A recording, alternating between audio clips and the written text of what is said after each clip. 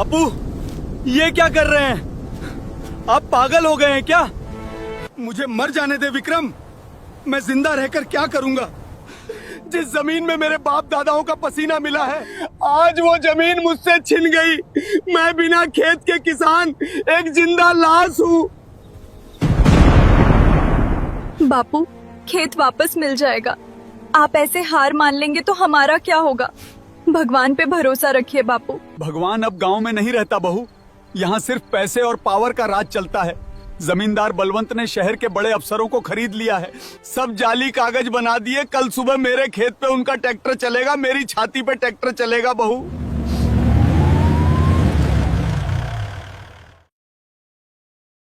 अरे रघुवीर, सुना है तू फांसी लगा रहा था? बहुत अच्छा कर रहा था। नई रस्सी खरीदने के पैसे दूं क्या? बलवंत, एक गरीब किसान की जमीन हड़प कर तुझे चैन की नींद कैसे आती है? मैं शहर जाकर तेरे खिलाफ बड़े साहब को दरख्वास्त दूंगा। बड़ा साहब कौन है बे? इस जिले का साहब मैं हूँ। ये देख, मेरी लाल कलम से मेरे दस्तखत हैं। ये कैसा न्याय है साहब? आप पढ़े लिखे अफसर हैं, आपको पता है कि बलवंत जी झूठ बोल रहे हैं, फिर भी आप एक गरीब किसान का गला काट रहे हैं। ये कचहरी नहीं है जो तू यहाँ वकालत कर रही है। तेरी जगह रसोई में है, जाकर रोटियां सेक। ये पढ़े लिखे लोगों का काम है। तू अनपढ़ गंवार मुझे न्याय सिखाएगी? साहब, गांव की औरतें हैं, इन्हें सिर्फ रोना और ताने मारना आता है। सुन बुड्ढे, कल सुबह सूरज निकलने से पहले झोपड़ी खाली कर देना, वरना तेरे बेटे को झूठे केस में अंदर करवा दूंगा और चक्की पीसता रहेगा पूरी जिंदगी।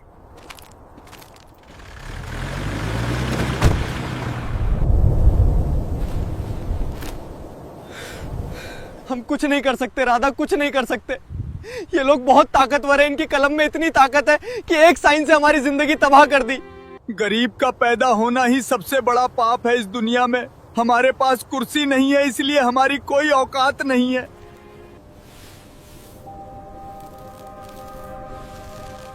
बापू, आपने सही कहा। कुर्सी नहीं है इसलिए हमारी औकात नहीं है। बलवंत की ताकत उसके पैसे में नहीं, उस अफसर की लाल कलम में है। तू क्या सोच रही है राधा? उस अफसर ने मेरी पढ़ाई का मजाक उड़ाया ना। उसने कहा कि मेरी जगह सिर्फ रसोई में है। अब मैं उसे बताऊंगी कि गांव की एक किसान की बहू जब अपनी माटी और परिवार को बचाने पर आती है तो वो क्या कर सकती है। तेरा मतलब क्या है? मैं IAS बनूंगी बापू। इसी झोपड़ी में बैठूंगी, इसी चूल्हे की राख से पढ़ाई करूंगी। मेरे पास शहर की कोचिंग के पैसे नहीं है, पर मेरे पास वो जिद है जो किसी के पास नहीं है। मैं सेल्फ स्टडी करूंगी। IAS राधा, ये कोई मजाक है? लाखों बच्चे दिन रात पढ़ते हैं शहर में। हम तो अनपढ़ किसान हैं। किसान का काम भी तो दिन रात मिट्टी में तपना ही होता है ना विक्रम जी। दिन में खेत की मजदूरी करूंगी और रात को उन अफसरों की नींद उड़ाने की तैयारी करूंगी। ये मेरा वादा है बापू। एक दिन इसी खेत पर वो सरकारी गाड़ी आएगी, लेकिन उस गाड़ी से बलवंत का खरीदा हुआ अफसर नहीं। आपकी ये बहू उतरेगी इस जिले की कलेक्टर बनकर।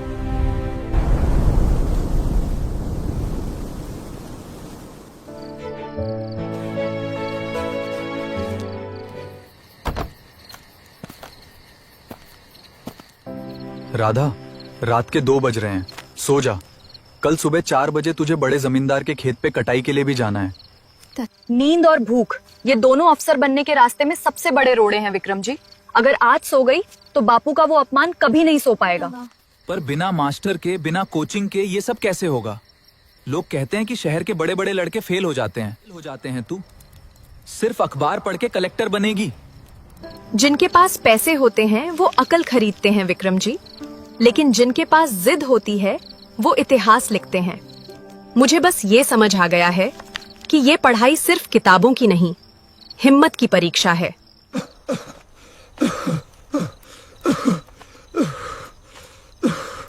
बहू, ये लें, गांव के कबाड़ वाले से मांगा है। इसमें शाम को अफसरों के इंटरव्यू आते हैं, मैंने सुना है। वो कहते हैं कि मेहनत ही सब कुछ है। हाँ, ये रेडियो नहीं, ये मेरी ताकत है। बापू, आप फिक्र मत कीजिए, आपकी ये बहू इस घर का नसीब बदल देगी।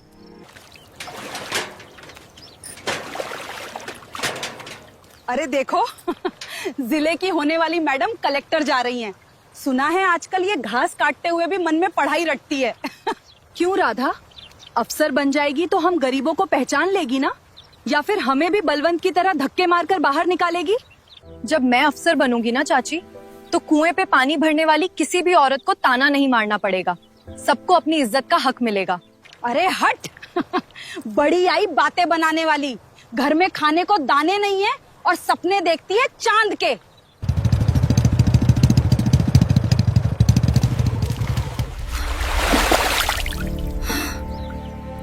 ओए कलेक्टर, मेरी गाड़ी का नंबर नोट कर ले, काम आएगा। सुना है तू बहुत पढ़ रही है। चल, इस टायर पे कितनी धूल जमी है इसका हिसाब लगा के बता। टायर की धूल तो बारिश में धुल जाएगी कुंवर साहब, लेकिन जो अहंकार आपके सिर पर चढ़ा है उसे उतारने के लिए कानून की बारिश जरूरी है। ए, बहुत जबान चलने लगी है तेरी। भूल गई कि तेरा बाप और तेरा पति मेरे यहाँ मजदूरी करते हैं। एक इशारे पर तेरी ये किताबें जलाकर राख कर दूंगा। किताबें जला देंगे, पर मेरे दिमाग में जो बस गया है उसे कैसे जलाएंगे? हाथ उठाइए कुंवर साहब। देख लेंगे। 15 दिन बाद सरकारी अफसर आ रहे हैं तेरे घर की कुर्की करने, तब अपनी इस पढ़ाई से घर बचा लेना।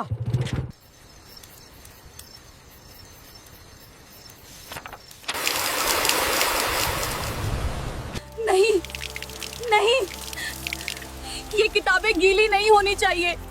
ये मेरी आखिरी उम्मीद है।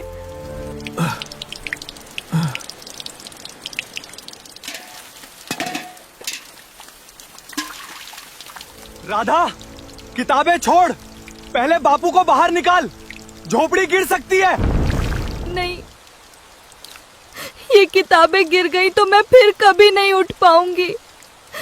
भगवान, ये क्या परीक्षा ले रहे हो मेरी? एक तरफ बलवंत है और दूसरी तरफ ये गरीबी। क्या मेरा अफसर बनना इतना ही मुश्किल है? क्या सच में एक गरीब की बहू कभी बड़े सपने नहीं देख सकती?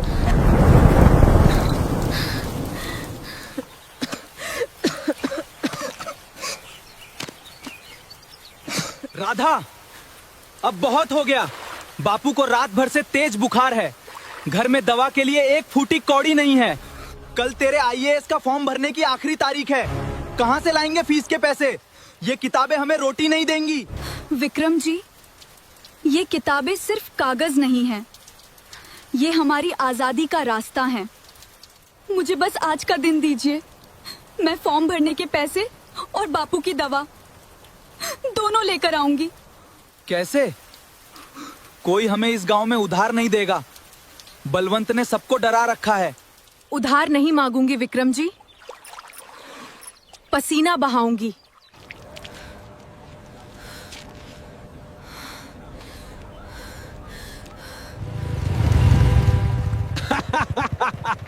अरे वाह, जिले की होने वाली कलेक्टर मैडम ईटेड हो रही हैं।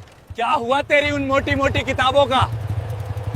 मैंने तो पहले ही कहा था, तेरी औकात सिर्फ मजदूरी करने की है।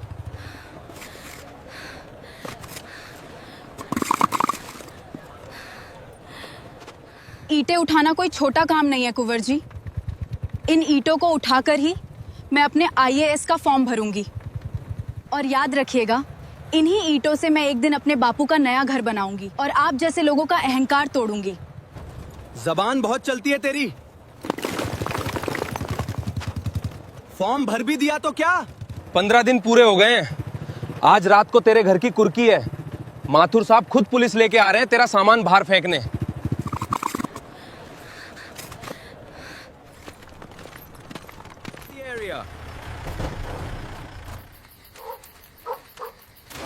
ओए विक्रम, निकालो अपने सारा सामान बाहर। 15 दिन का समय खत्म। अब ये जमीन और ये झोपड़ी मेरी है। हवलदार, जाओ, अंदर जो भी सामान है सब बाहर सड़क पे फेंक दो। और वो जो इसकी बीवी की किताबें हैं ना, सबसे पहले उन्हें बाहर नाली में डालना। जी साहब।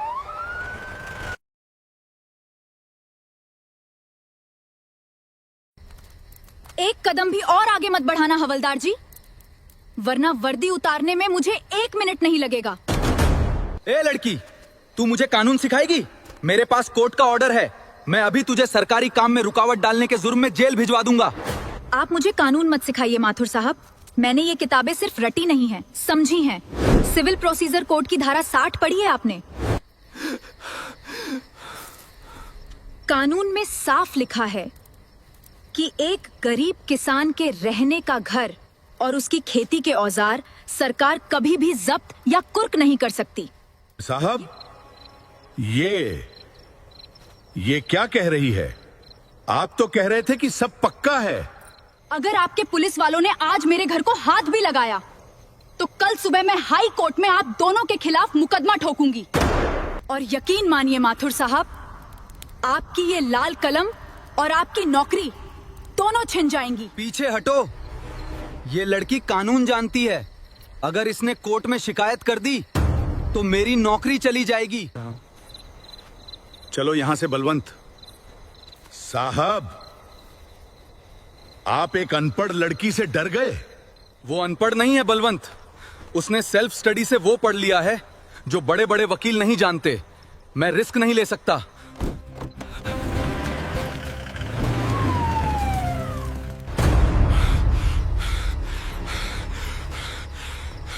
तूने आज कानून की किताब से मेरा रास्ता रोका है ना, लेकिन याद रख, कल सुबह तेरा मेंस एग्जाम है शहर में। मैं देखता हूं तू जिंदा उस परीक्षा हॉल तक कैसे पहुंचती है। अगर तूने एग्जाम दे दिया तो मेरा नाम बलवंत नहीं, यू विल पे।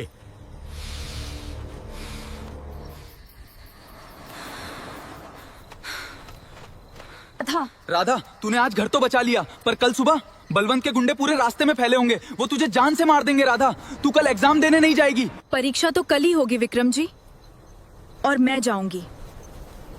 बापू के सम्मान की चिता पर बैठकर मैं पीछे नहीं हट सकती, चाहे कल रास्ते में मेरी जान ही क्यों ना चली जाए।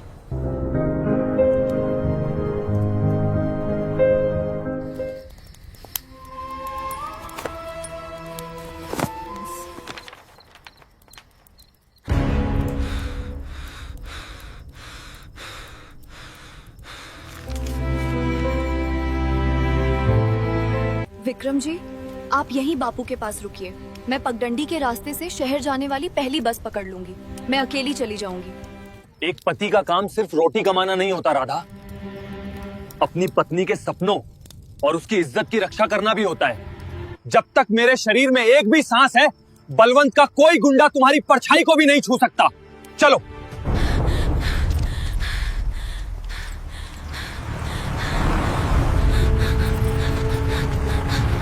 कहां जा रही है कलेक्टर मैडम? परीक्षा केंद्र तो शहर में है, पर तेरी और तेरे पति की कब्र आज इसी पगडंडी पे बनेगी। कुंवर, रास्ता छोड़ दो। अगर राधा को एक खरोंच भी आई तो मैं तुम्हारी जान ले लूंगा। एक मजदूर की इतनी हिम्मत! मारो साले को और इस लड़की का वो कागज फाड़कर नाली में फेंक दो। इस देश में अफसर सिर्फ पैसे वाले बनते हैं, तुम जैसे भिखारी नहीं।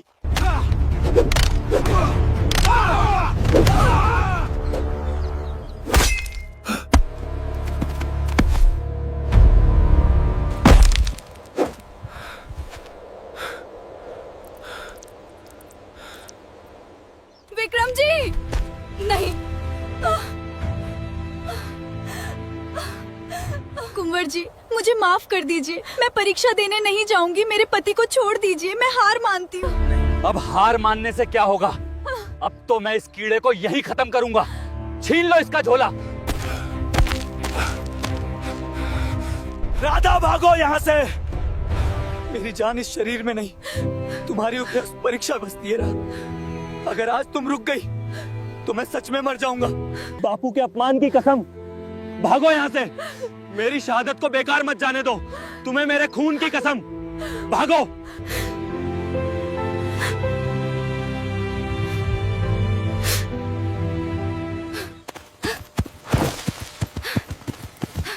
पकड़ो उसे। वो बस स्टैंड तक नहीं पहुंचनी चाहिए।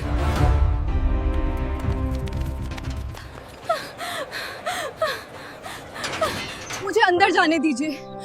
मेरा आईएएस का मेन एग्जाम है। समय खत्म हो गया लड़की, 9 बज गए। नियम सबके लिए बराबर हैं। अब गेट नहीं खुलेगा, अगले साल आना। अगले साल नहीं अंकल, मेरे पति मौत से लड़ रहे हैं इस परीक्षा के लिए। मेरे बापू की इज्जत दांव पे है। कृपया गेट खोल दीजिए। मेरी पूरी जिंदगी और एक बेगुनाह परिवार तबाह हो जाएगा।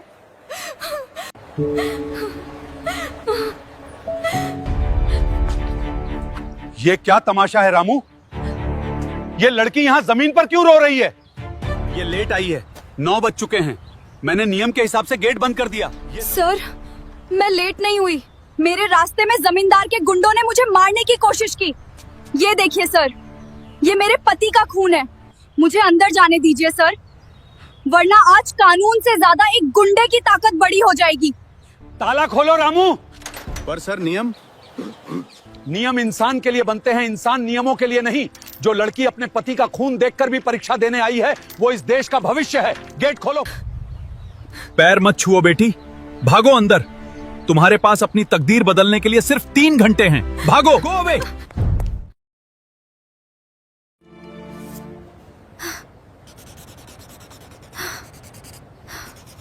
मुझे अफसर बनना होगा, मेरे विक्रम जी के लिए, मेरे बापू के लिए, अपनी मिट्टी के लिए।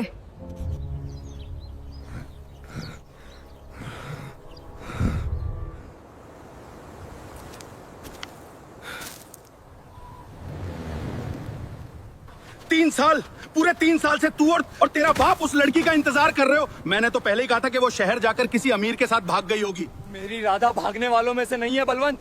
तूने उसे उस दिन रोकने की कोशिश की, पर वो परीक्षा देने गई थी। आएगी वो कलेक्टर बनकर आएगी। अरे बेवकूफ, वो मर चुकी होगी कहीं। आज इस झोपड़ी को मैं तेरा ये 3 साल का इंतजार खत्म कर दूंगा और इस जमीन पर मेरी फैक्ट्री बनेगी। मेरे घर को मत जलाओ बलवंत, मैंने इस जमीन को अपने पसीने से सींचा है। मुझे मार दे पर इसे मत जला। बुढ़े, तेरी जमीन भी मेरी है और तेरी जिंदगी भी। कुंवर, लगा दे आग इस कचरे में, लगा दे आग।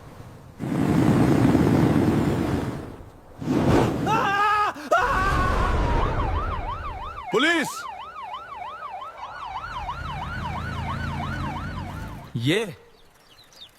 ये पुलिस यहाँ क्या कर रही है?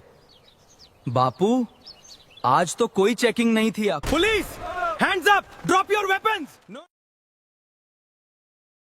सब अपने हाथ ऊपर कर लो, कोई अपनी जगह से नहीं हिलेगा। अरे इंस्पेक्टर साहब, ये क्या बदतमीजी है? आप जानते नहीं मैं कौन हूँ? मैंने कल ही मंत्री जी को लाखों का चंदा दिया है। किस साहब ने आपको यहाँ भेजा है?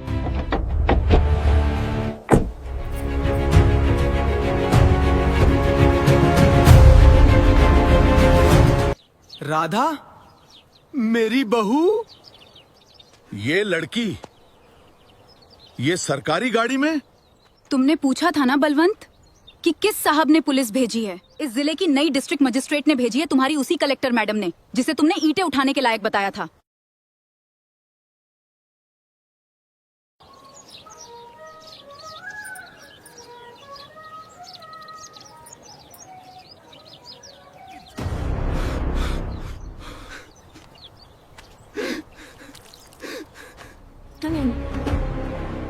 हाँ, अफसर बन गई तो क्या हुआ?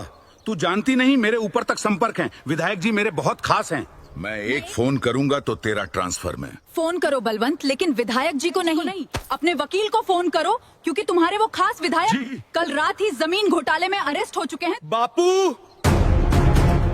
ये पागल हो गई है, भागो यहाँ से। इंस्पेक्टर, पकड़ो इसे, इसे भागने मत देना। 3 साल पहले तूने मेरे पति पर लोहे की रॉड से हमला किया था। आज मैं तुझे अटेम्प्ट टू मर्डर और गरीबों की जमीन हड़पने के जुर्म में अंदर कर रही हूँ। तेरी सारी उम्र अब चक्की पीसते हुए निकलेगी।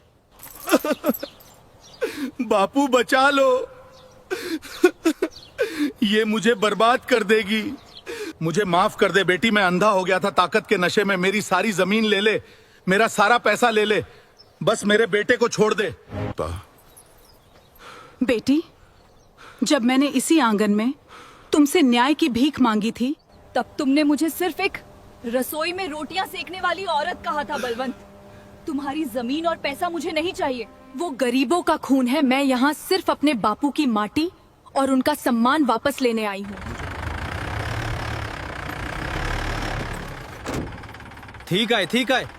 याद है माथुर साहब, आपने कहा था कि आपकी लाल कलम में बहुत ताकत है। उसी सरकारी कुर्सी पर बैठकर मैंने अपनी कलम से आपका सस्पेंशन और अरेस्ट वारंट साइन किया है। कानून गरीबों को कुचलने के लिए नहीं, उन्हें बचाने के लिए होता है। ले जाओ इन सबको। I am innocent.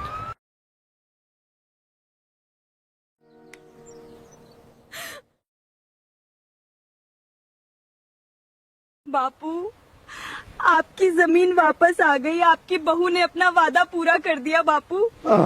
तू बहू नहीं, तू तो इस घर का बेटा है राधा। मेरे घर की लक्ष्मी है तू। आज तूने साबित कर दिया। पागल है तू? एक जिले की डीएम अपने पति के पैर छुएगी? ये डीएम इस जिले के लिए है विक्रम जी। आपके लिए तो मैं वही राधा हूँ। अगर उस अंधेरी रात में आपने मेरे लिए अपना खून नहीं बहाया होता, अगर आपने मुझे भागने के लिए नहीं कहा होता, तो आज मैं इस वर्दी और इस रुतबे तक कभी नहीं पहुँच पाती। मेरी सफलता की असली नींव आपका वो बलिदान है।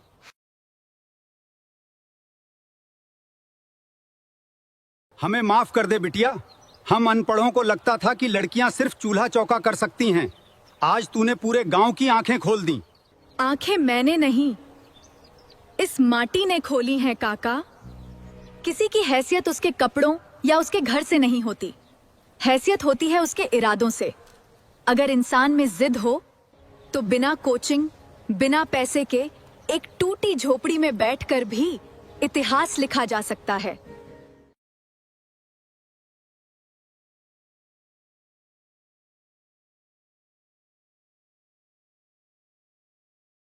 चलो बापू, अब अपने इस खेत में फिर से हल चलाएंगे, लेकिन अब इस खेत पर कभी किसी बलवंत का कर्जा नहीं होगा।